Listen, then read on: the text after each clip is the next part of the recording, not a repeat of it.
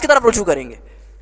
और इसी तरह कहा हमने लिबास को पैदा किया, तो अंजलना, यहाँ अंजलना जो है अलबसना के माने में, यानी हमने लिबास को पहनाया ताकि तुम्हारी शर्मगाहों को छुपा दें। तो माना ये हुआ यहाँ पर अंजलना का माना अलबसना यानी लिबास का, और एक जगह अंजलना का माना खलक़ यानी पैदा किया। लोहे को अल्लाह ने पैदा किया और लिबास को पहनाया, ये माना होगा। अब आप पूरे कुरान में ध्यान डालें तो आपको समझ नहीं आएगा कि अल्लाह ने लोहे को नाजिल किया तो कैसे नाजिल किया।